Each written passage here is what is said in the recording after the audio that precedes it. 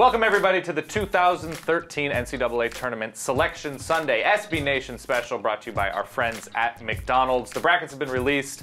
My name is Dan Rubenstein. I am surrounded by knowledgeable college basketball talent. Of course, to the far end of the table, Rob Manganaro from South Orange Juice. Rob, welcome. Welcome, thanks. The hell, you look terrific, Rob. And then, of course, we have Coach Nick from BBallBreakdown. You can find all of his fine work on the SB Nation Network, especially on YouTube, doing the videos. Just learn about basketball. That's what happens when you get on there. So, the brackets are out, the NCAA tournament. We know the matchups, we know the seeds. So I'll start with you, Rob. What jumped out to you immediately when you saw the teams splayed out in front of you? Well, I think the committee definitely got it right with Louisville, the #1 overall seed. Yep. Love Louisville, love them running the table and really winning this year as opposed to last year, of course. Yes. Conversely, you know, Gonzaga being a #1 seed, they're number 76, I think, strength of schedule, so that's a little bit of a question mark. You're an anti-West Coaster. A little bit. And I do not like that. I do not appreciate that. All right, Coach Nick, what jumped out to you when you saw all of the names, the teams, everything laid out? Well, I think that Indiana, losing to my alma mater, Wisconsin, really cost them. And there was some discussion they would still get the #1 seed in Indianapolis, and they didn't. And I'm glad. They got it right. They got it right. Okay, that's a weird thing to say with the NCAA and the factions that be. But all fair points. Let's start with the #1 overall seed, Louisville, and the region that they're in, of course, the Midwest. We'll start, of course, with Mike Rutherford from Card Chronicle. He weighs in on all things Louisville and what he expects. Few people were surprised when the selection committee announced Louisville as the #1 overall seed on Sunday night. The Cardinals have reeled off 10 straight wins since a 5-overtime loss at Notre Dame on February 9th, the last 3 of which coming in the Big East tournament, and all of which came by double digits. Most impressive of those 3 performances was the championship game, in which Louisville trailed Syracuse by 16 points in the second half and wound up winning the game by 17. Most college basketball fans are familiar with Louisville stars Russ Smith, Peyton Siva, and Gorgie Zhang. But during the tournament last week in Madison Square Garden, it was role players like Kevin Ware, Luke Hancock, and Montrezl Harrell, who scored 20 points and notched 7 rebounds in the championship game, who really stepped up big and showcased Louisville's depth and strength. All right, thank you very much. That's Mike Rutherford from Card Chronicle weighing in on all things Louisville, and it just makes sense to start with the #1 overall seed and the Midwest region as we get into it. What stands out to you, of course, with your eyes on the Big East with the Louisville Cardinals? Louisville Cardinals. No question. I mean, the Louisville Cardinals should be the #1 right. overall seed in the Big East. They've won 10 in a row. They just won the Big East tournament, commanding fashion. Every win, all of their 3 games, they won in double digits. The only real key player they lost was J.R. Smith's brother, Chris Smith from last year. Right. Great backcourt, excellent guy, and Gorgie Zhang down low. All right, and to beat Louisville, a #1 overall seed, this is a team that presses. This is the most efficient defensive team in the country.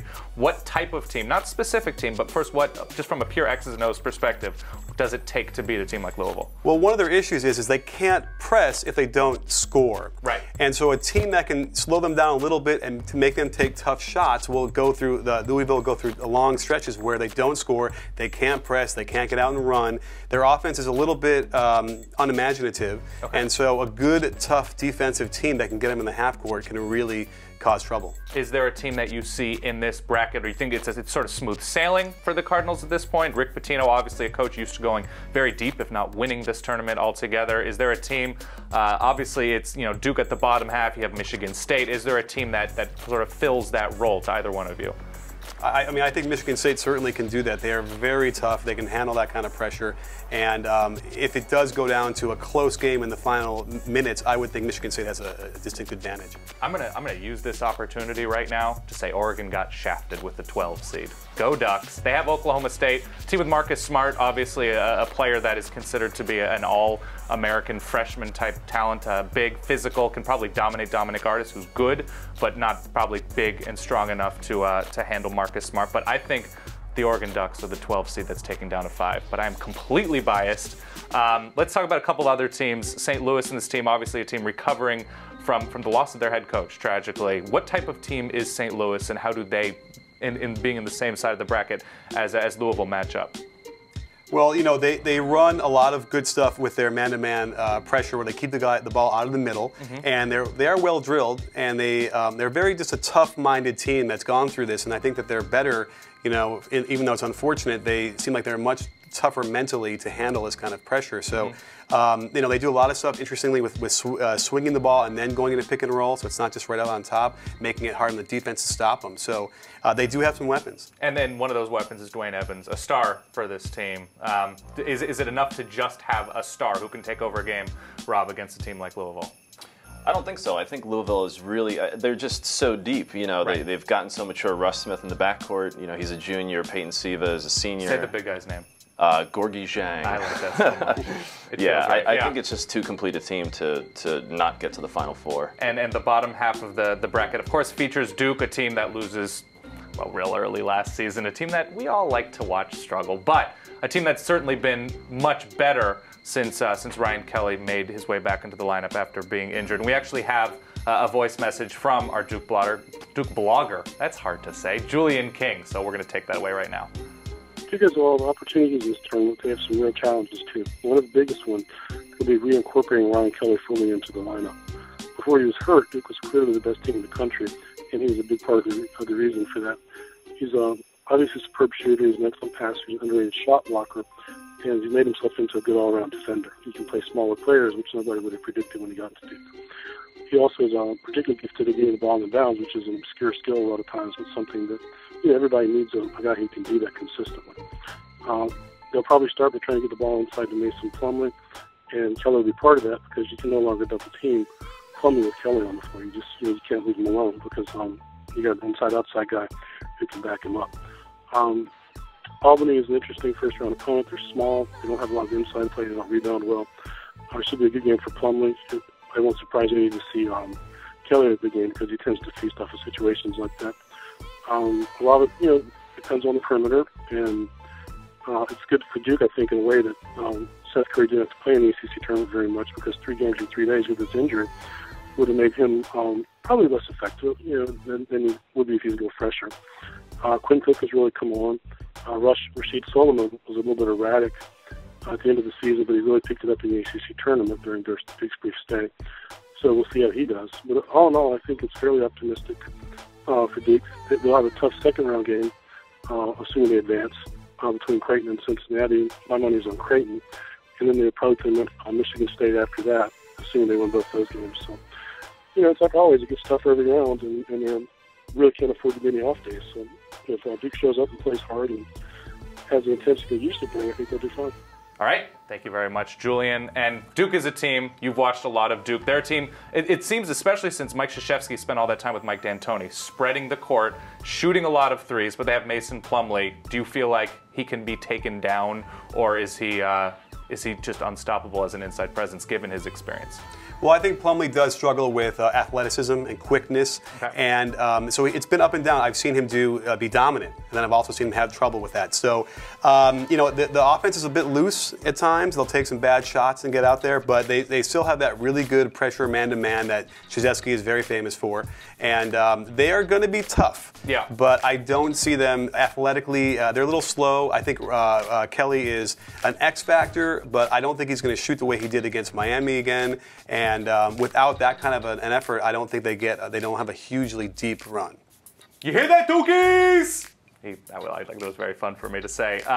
Any opinions on Duke and how the way they match up? Yeah, I think if Creighton, the 7th seed, can get past Sean Kilpatrick, who's I think a great guard in Cincinnati, I think there's a big man in Creighton, Greg Achinkwe, who might match up pretty well with Plumlee. So that would be an interesting matchup. Another superstar in this region, in Doug McDermott at Creighton. Somebody if you don't know college basketball, go out of your way to watch Doug McDermott. He's going to keep scoring buckets on buckets on buckets. All right, so if there is a double-digit seed team to come out of this bracket or to make noise and upset teams, obviously I'm on the record with Oregon Go Ducks. Is there anybody else? Cincinnati, of course, you've watched a lot of covering the Big East. Anybody that stands out to you? Yeah, if I had to take a double-digit coming out of here, I'll stay homer and go Cinderella. Yeah, go Cincinnati. Cincinnati, a double-digit team that stands out to you? Is there a gun to my head? The proverbial weird gun. Yeah. Yes. Well, then I will go with Oregon then because they played very well against UCLA and it looked like they're on something there. So that is a smart man. I've never spelled Cincinnati correctly, by the way. I've tried many times and it is impossible. Okay, that was the Midwest region, of course, brought to you by our friends at McDonald's, and of course check out all of the other regions for all of the knowledge bombs that these guys are dropping all over the place on SBNation.com. This here is your list of least intimidating mascots in the NCAA Tournament 2013. Number 1, the St. Louis University Billikens. What's a Billiken? Excellent question. It's a charm doll that was popular in the early 20th century. A fad toy. It would be like naming your team the Pet Rocks. Only rocks would hurt. No. Number 2, Indiana Hoosiers. Now, as someone who went to high school in Southern Illinois, I can tell you that we used Hoosier as an insult to people who were even more redneck than us. Yes, it would be like being in the North and calling someone a Yankee. You don't want to be a Hoosier. Number 3, Ohio State Buckeyes.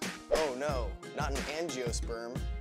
Number 4, the Akron Zips, shortened from zippers back when zippers were a new thing. Don't name your, no, don't do that. That's a bad name. 5, the Harvard Crimson.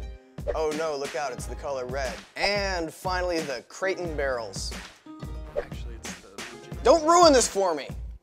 I say it's the Creighton Barrels. It's a bad name.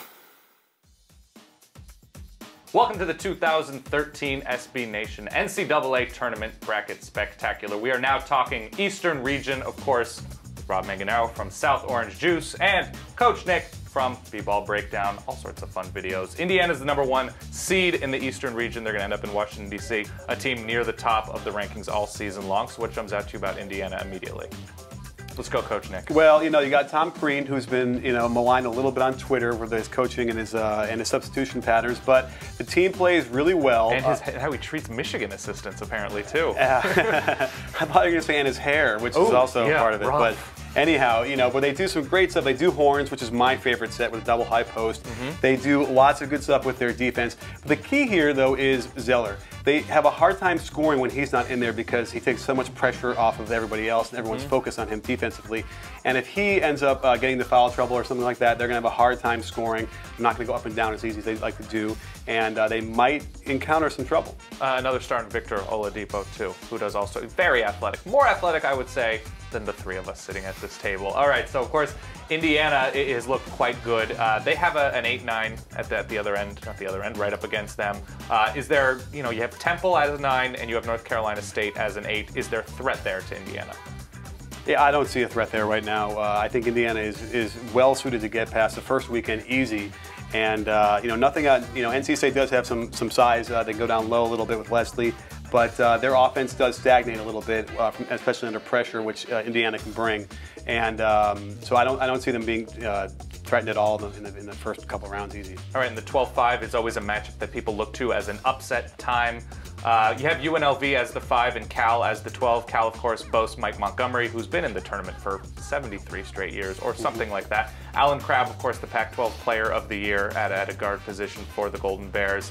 UNLV has NBA players. Is this a game you feel strongly about? Did you see anything from Cal that says they're a 12 seed that could move on? Not really. I mean, I know they had a couple of quality wins during the season, but they don't look like they have the athletes that can compete with UNLV. So.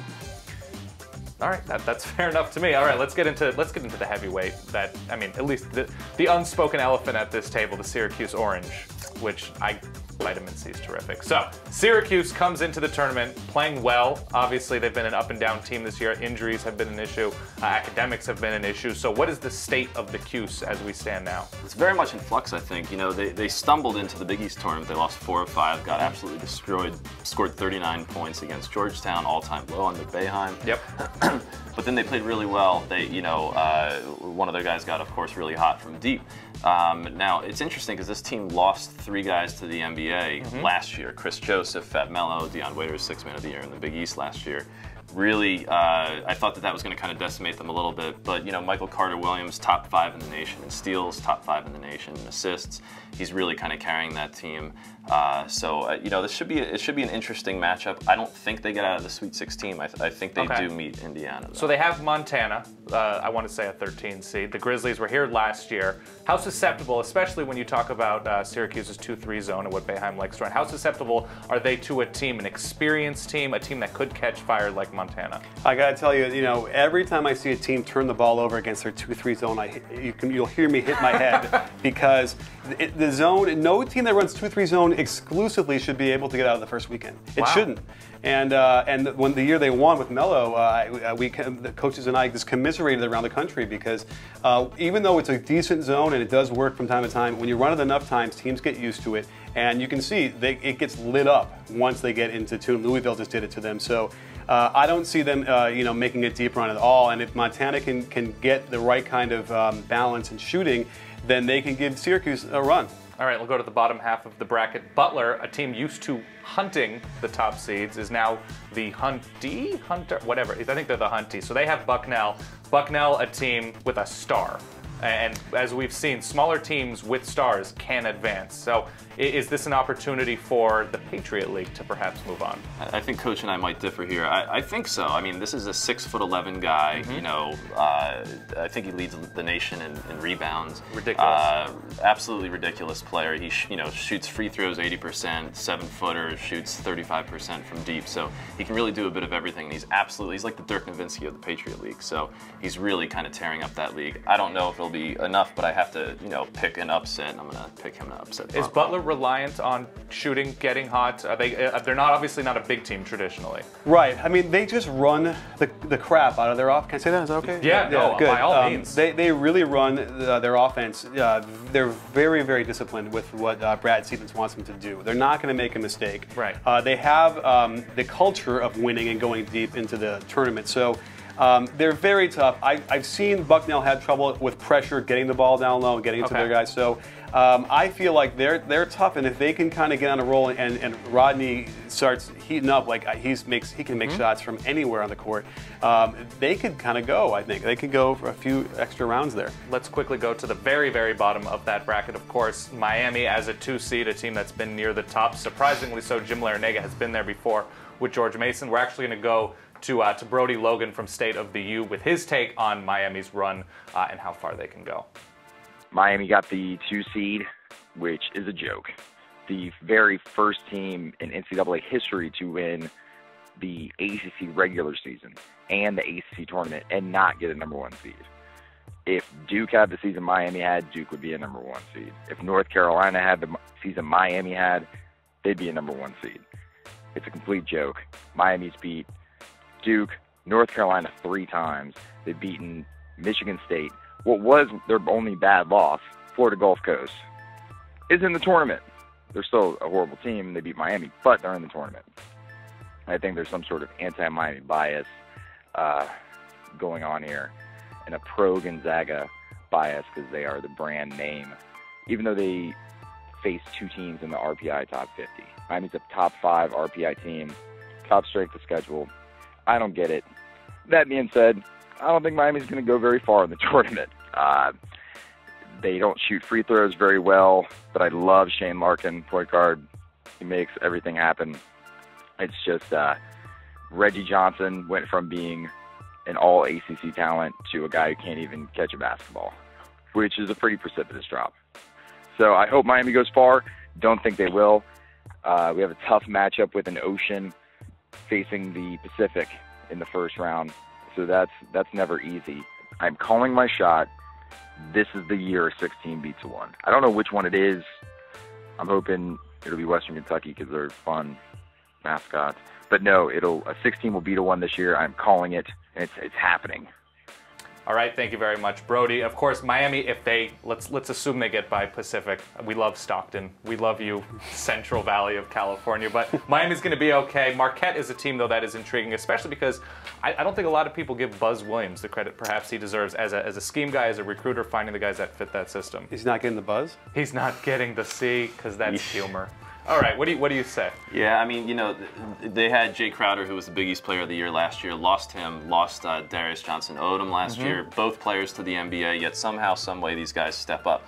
A couple of really good players. Vanderblue has stepped up, averaging 15 a game. That's his name, by the way. Vanderblue. Okay, solid. continue. I thought it was a hyphenated last name at first. Devontae Gardner is a big man down low. I know you like him. Yeah, I think he shoots at 60% from the field. Like him a lot. If they can play a little inside out, maybe stretch the court, they might have a chance to go fairly deep into this. All right, well, Cinderella possibilities in this side of the bracket. I think Bucknell, possibly, that does make a little bit of sense. I'm going to say Colorado. Again, a West Coast homer. Andre Roberson is quite good as a big. I think he can make some people unhappy. So This has been the Eastern region. They're going to end up in Washington, D.C. Of course, this is brought to you by McDonald's. Stay tuned to SB Nation for all things previews and reviews and all things NCAA tournament. We'll see you soon. This is a list of the scariest mascots in the 2013 NCAA tournament. Number 1, the Iowa State Cyclones. Random destruction wrought by the weather. Whew, that's scary. Also adding in a bird with teeth? It's scary. Number 2, Miami Hurricanes. Now I understand that hurricanes, they'll wreak more destruction than the cyclone. However, you get 3 to 4 days to plan for a hurricane. Tape up your windows, bar the doors, buy water in advance. Makes it less scary. Number 3, San Diego State Aztecs. The Aztecs were big on human sacrifice and cutting out hearts. That's scary to me. 4, the Montana Grizzlies. Oh, grizzlies are gigantic and will kill people, as we saw in Grizzly Man.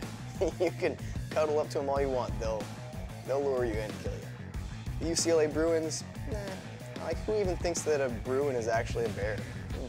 Not scared. Number 5, Michigan State Spartans. Whew, greatest warriors of all time. Did you see 300? Dude got kicked in a well for delivering a message. Welcome to the 2013 SB Nation NCAA Tournament Bracket Spectacular. I am now going to talk the Western region, of course, with Rob Manganaro of South Orange Juice. It makes me want juice. And Coach Nick from BBallBreakdown. We're going to talk all things Western region. Let's start with the number 1 seed, Gonzaga. They, of course, out west, even though we've established that you're an anti-West Coastite. What are your immediate thoughts about Gonzaga and a number 1?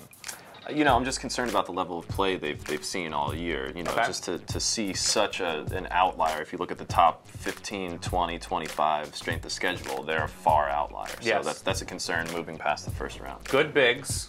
They're a balanced team. Of course, Mark Few has been in this tournament many a time. Thoughts on Gonzaga? I love Mark Few. They're a fun team to watch, but after watching them a number of times, I feel like it's the worst number 1 team I've seen in a while. Wow. And not just this year, in a while. Yeah, okay. You know, this is what it looks like to me. Although they do some nice things. They actually press, which is a lot of teams do anymore. Right. So they do a lot of things like that. They have a really good offense where they motion and they get their good sets. But I just feel like individually, man for man, they don't really have a talent level that would indicate they would go on a very deep run. Right, and Pitt is a team that they could see in the next round. Pitt has Wichita State, the Shockers, which I like saying Shockers a whole lot. What types of teams are these? Pitt and Wichita State, can they challenge Gonzaga early? Pitt, of course, used to seeing a lower number next to their name in this tournament. What type of team are we looking at this year? Absolutely, they do. I mean, whoever comes out of that, whether it's Wichita State or Pittsburgh, I mean, these are some pretty tough teams that grind it out. You know, I hate to say it, I know you're a West Coaster here, but, the Zags, I think they're going to be a little soft to whoever comes out of that round. So my guess is if it's Wichita State or Pittsburgh, I think Pittsburgh's going to come out of there. They'll probably get past the Zags. Interesting. And Wisconsin, the 5 seed down there, right, that is a team that could see Gonzaga if they are to get past one of the 8 or 9 seeds. What type of team was Wisconsin? They've beaten a lot of good teams this season in a very tough Big Ten. Yeah, I mean, they are very tough. They run the swing offense, which I'm not a fan of. And, I went to Wisconsin. It's my alma mater. Right. And, I don't want to say anything bad about them. However, you look about 30 pounds too light to have gone to Wisconsin. That's right. Well, that's why I got out of there. That's very smart. And so I'm concerned because they have a hard time scoring. Okay. And when you get into the tournament, it's not good enough to have a terrific defense. You need to be able to score the ball a little bit. And when they get in those runs and it turns into like a 50-49 game, I just don't know if they're going to be able to sustain that for more than the first or second round. I'm going to be honest. I want Marshall Henderson, the point guard for Ole Miss, who Wisconsin has in the first round. I don't care if they win. I just want him to be a huge a-hole. I just want him to be doing this all the time. That's the thing that's exciting for me. Kansas State, a 4 seed at the bottom of that half of the bracket, played unexpectedly well in 2012 and 2013. Of course, Bruce Weber coming down from Illinois, taking over Kansas State for Frank Martin. Maybe not the most efficient team, but what do you see from Kansas State that you like? Well, first of all, a great story that he got kicked out of there, the door hit him on the way out, and he gets down to Kansas State, wins the Coach of the Year award. Yep. And they run some great things on offense, things that I like to do with my team, where they'll do a pin down in the corner and then dribble pitch to that cutter, get a lot of great action out of that with the roller getting the hoop or three-point shots on the wing. So they execute very well. They're very tough man-to-man, and I really feel like they're going to go on a deep run. Do you, as an anti-West Coaster, Rob, are you buying Kansas State, making it to Gonzaga, or does Gonzaga lose before then? I think they can. Oh, I think Gonzaga loses before then anyway. They're losing to the 8-9. Yeah. Wow. So I don't think okay. I don't think you'll see that matchup. But, all right. Yeah. Okay, that's fair. Let's go to the bottom half of course, that. But you have Arizona and Belmont. Arizona, a team without perhaps a true point guard. Belmont, they play quickly. They lose Quanzo Martin. He takes over at Tennessee. Do you like Belmont as the double-digit team, perhaps, in this part of the region? Well, I do. I really like the way they run their offense. It's very much of a Princeton high post, read and react kind of thing. It makes it very difficult on defenses to defend. So they're going to have their hands full with it, and if they can, get on a good bit of a roll, get some rhythm going, and the defense lets them do that, then yeah, they can get out of that. I don't think there's a lot to say about New Mexico. They're playing quite well. They played in a tough conference. Harvard just doesn't have the athletes, it doesn't seem. Let's talk about Notre Dame. Notre Dame, a team you've watched a lot of. Notre Dame, Mike Bray has not gotten out of the first weekend all the time. Is there a reason to feel good about Notre Dame more so this year than other years? Yeah, I mean, I like big man Jack Cooley. He does this every year, Bray. He gets one of these Herringody guys, these massive dudes. I don't know how this happens. They're all named Luke, by the way. Yeah, exactly. Very biblical. But yes. I think that he averages 13 and 10. The guy's pretty much a machine down low. It's really the prototypical Bray guy down low, but they also have Eric Atkins, who's a great guard, 6 assists a game, 12 points, really pretty well-balanced team. So what's their ceiling, Notre Dame? Probably Sweet 16 again, I'm thinking. Wow. Okay. But, I think they could probably get there. Okay, moving on from Notre Dame, of course, we go to the very bottom. Ohio State as a 2 seed. They've got their own Marshall Henderson, except that he doesn't talk a lot, but I feel like he does this, and Aaron Kraft. Ohio State, a team that, Thad Matta, every year it seems like they're 1, 2, 3, 4, somewhere in there. So what are they doing this year that could get them to perhaps the Final Four again? They look a lot like they do every year. Do a lot of screen and rolls across the top, and very much of a spread offense, which works when you are physically superior to a team. Yep. And so my question is when it gets down to the nitty-gritty and they need to create shots down the stretch in a 5-minute close game on the road or in a hostile environment, can they do that? Can they hit those shots they're going to have to make? And that's the only question, because defensively they're very solid, very tough, and they're going to be close in every game they play. That's as they get further and further down. They need that second, third scoring option because they really don't get the easy shots. And on that very same note, of course, we have Luke Zimmerman from Land Grant Holy Land. That's very difficult to say. An outsider, but of course an SB Nation Ohio State insider, to weigh in on all things Ohio State and how far he thinks they can go in the tournament. Ohio State defeats Wisconsin 50-43 to win the postseason tournament of college basketball's toughest league. The reward for their troubles? They head out to the NCAA's West region as the number 2 seed in that grouping. Many fans and analysts have quickly said that Ohio State should benefit from the fact that if they make it to the Elite Eight, on the opposing end could be the weakest of the 4 number 1 seeds in the Gonzaga Bulldogs. Unfortunately for Thad Matta and his group, as they well know firsthand, they faced Gonzaga in the round of 32 last season and found them to be anything but an easy out. That was before Kelly Olynyk evolved into a nascent potential finalist, and with the likes of Jared Sullinger and William Buford, who have since moved on to professional ranks. If Ohio State makes it that far, however, they'll first have to get past, obviously, Iona in the first round of the Metro Atlantic. Shouldn't be too terribly tough of a matchup for the Buckeyes. In the second round, they could face Notre Dame or Iowa State. I think the Buckeyes match up favorably with both of those sides. In the Sweet 16, where the Buckeyes would like to go for the 3rd straight season, that's where it gets tricky. On the opposing end in that round could be New Mexico and former Indiana point guard Steve Alford. Alford has coached New Mexico into what's considered to be one of the top teams in the country per advanced metrics, and the champions of both the regular season and the postseason of a league that was considered by some analysts to be the best in the country, even over the likes of the Big Ten. In Alex Kirk, New Mexico has an interior presence which could present problems for the likes of Amir Williams and Evan Ravenel, who have been inconsistent for the Buckeyes on this season. If New Mexico gets past Arizona or plucky Belmont is another question altogether. Arizona and Belmont could both also play potential spoilers to the Buckeyes, but if they can get past any of those 3 teams and meet potential Gonzaga, Pittsburgh, Wisconsin, or Kansas State, it's hard not to like Ohio State's chances in that circumstance. Whether they make it that far remains to be seen. All right, so we like Wisconsin. We're not crazy about Gonzaga. Belmont appears to be the Cinderella team that could reach their pumpkin point. I like that, Pumpkin Point.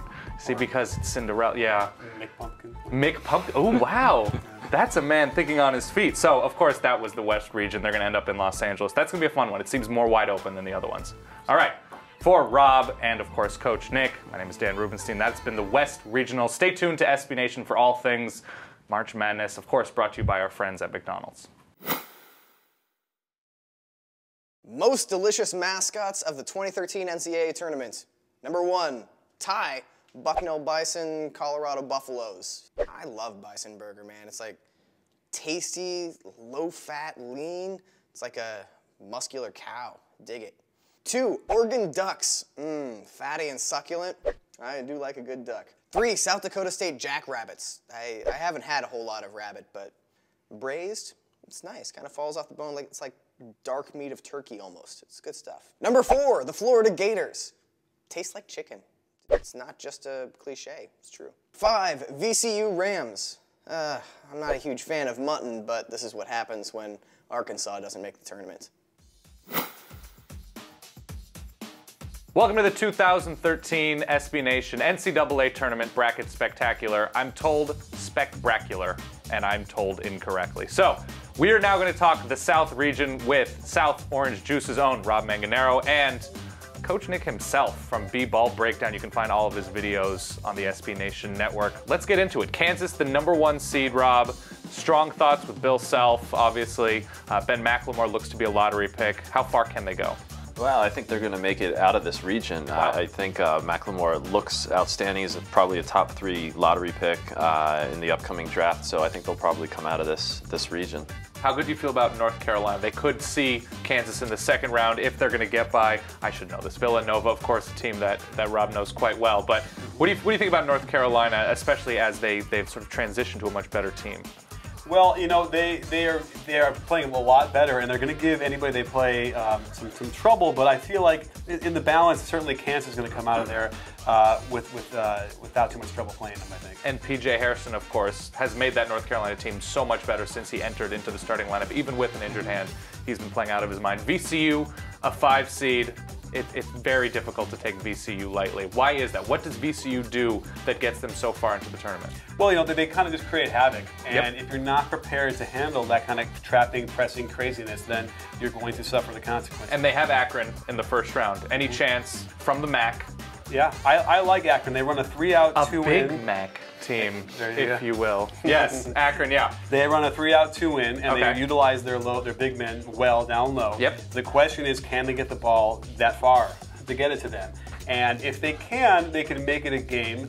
But if they can't, it'll be over pretty quick. And Michigan is a team I think we've all watched a lot of because of Trey Burke, a National Player of the Year candidate type, just amazing, and Tim Hardaway Jr.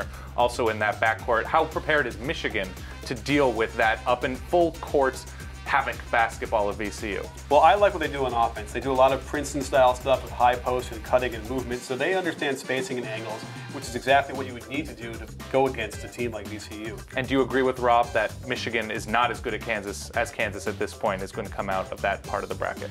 It's close, but no, I would go with Kansas. I think has a little more firepower. All right, we'll go to the bottom half of that bracket. Of course, UCLA and Minnesota. I'm trying to find something interesting about this game. Jordan Adams, UCLA's second leading scorer, goes out in the semifinals of the Pac-12 tournament. Minnesota, a team not great, but in a good Big Ten, they looked good enough. Tubby, Ben, too good. I don't know why I went with the first names of these two coaches, but what is there to like about these two teams? What is there to like about UCLA in particular? Well, you know, I don't think there's a lot to like. I've watched them this year, and basically their offense is so rote. They literally, it's not even a read and react kind of a thing. They have to throw it to this guy, and then I have to throw it to this guy. And when a defense simply denies that pass, they get stuck, and they don't score. They turn the ball over, and it becomes a mess. I mean, listen, they rely on their man-to-man defense. It's very solid. It makes it difficult on teams, and so they're going to be in these games. But again, like I said, you know, if you don't have a solid offense that can generate a good shot down the stretch, you're not going to be successful in the tournament. So what's their ceiling? Can they get out of the first weekend? It appears that they could have Florida. I'm gonna put in Florida ahead of Northwestern State, which means Northwestern State is going to win. But Florida, what type of team is Florida? Is UCLA prepared, or whoever, or Minnesota prepared for Florida? You know, Florida just likes to shoot those threes so much. It's kind of wild and wacky out there. So I don't think that they're predicated for a long run either. And I'm going to probably go with my Big Ten roots and say that Minnesota's going to get out of that first round against UCLA. Okay, and Rob, you've watched a lot of Florida this year. You know, I don't really know about Florida. You know, a little bit of a roller coaster season with them, but they are older. I think, you know, they're starting 5, 2 seniors, 3 juniors. It's important, the inverse. Yeah, they've been there. They're a little older. Mike Rosario's finally, after, you know, 5 years in college, sitting out a year after the transfer, he's definitely took on a leadership role. So, you know, we'll see what happens, and obviously Billy Donovan's a great coach. These are what their efficiency stats look like. Right, exactly. This is what Florida's backcourt. It's just up and down all over the place. Of course, we have San Diego State. Steve Fisher he's rejuvenated, or just juvenated, the San Diego State program. They have Oklahoma. There's not many of us out there. There is not a ton of. I wasn't even going there with that, but I like that. I was just saying San Diego State hasn't been good in a while. So, but I like that still. They have Oklahoma. Oklahoma has a 10 seed. Travis Ford, of course, coming in. He has experience all over the country. Any reason to enjoy this matchup? That tells you everything you need to know. This is a good time to go to our Georgetown blogger, Andrew Geiger from Casual Hoya, because Georgetown, a 2 seed, a dangerous 2 seed, especially with how well the Big East has been playing. Andrew, let's go to your thoughts on what Georgetown can do. Georgetown Hoya is well-deserving 2 seed in the South region, taking on Florida Gulf Coast. 15th ranked team in the South. Obviously, that matchup terrifies me, but the region opens up pretty well for Georgetown, setting up a potential rematch with the Florida Gators very nicely in the Sweet 16. The Gators, of course, the team that Georgetown opened the season with on the aircraft carrier. That game was postponed. I think both teams, both fans are looking forward to that rematch. Let's get it on. March Madness. All right, thank you very much, Andrew. It's just knowledge. Now, let's get into Georgetown with you two. I know you guys have watched a lot of the Hoyas this season. Rob, we'll start with you. You watched a lot of Big East. Otto Porter, how much can he do in this bracket? How good is he? What makes Georgetown great? Yeah, well, he makes Georgetown great. He's an outstanding player, no question. In fact, Jim Boeheim sort of probably surprised everyone by saying he was not only the best player in college basketball now, but he was the best player that has ever come through the Big East. Ridiculous. So, I mean, you're talking about Patrick Ewing, you're talking about guys he's seen, you know, Carmelo Anthony, Jerry of course. McNamara. Come on, people. Yeah. But, you know, so, you know, certainly he is the key component there. Right. He's made this whole thing very, very efficient. He's an outstanding player. So, what is he averaging, you know, 16.5 points a game, 7.5 rebounds. He shoots, you know, he's a fairly big guy, and he shoots real well from outside. He's shooting 50% from the field, so he can pretty much do everything. And it doesn't even all show up on the stat sheet either. He's setting the screens. He's keeping the offense moving. He's not the type of star that's just looking for his own shot. He's doing it all within the system, which is... Well, I think it's interesting. It's taken the 3rd iteration of John Thompson, right, to actually run something that's... We keep needing more John Thompsons! You know, and this version is really, really impressive to me because they'll switch from man to zone, which is not very prevalent anymore in the college basketball for who we're seeing in the tournament. So he coaches, and this team runs the heck out of their offense as well. So I'm very impressed with them. And Otto Porter, again, is a guy who's someone to watch for sure. So the fact that he can get them to run 30 seconds of offense and wear the other team down and then switch on defense like they do is very impressive to me. Well, you know, they lead the league, the Big East, in field goal defense. So ridiculous. That's a nice thing to have going into a tournament. Quickly, a double-digit Cinderella that you think could reach there? Pumpkin point. You got South Dakota State with Nate Walters. Been there before. A lot of people like him a lot. You have Minnesota. You mentioned liking Minnesota against UCLA. Minnesota, they could get by UCLA injuries affecting, and then you have Florida, very reliant on the outside shot. It's Minnesota, by the way. Minnesota. And let's go Tubby. I feel good about Tubby. All right, for Rob and Coach Nick and our friends at McDonald's, this has been the Southern Region. Guys, who do you like coming out? Kansas on both accounts? Over Georgetown? I'm going to go with Georgetown. I think I feel good about Georgetown. All right, be sure to check out SB Nation, all of the blogs as the tournament unfolds. See you soon.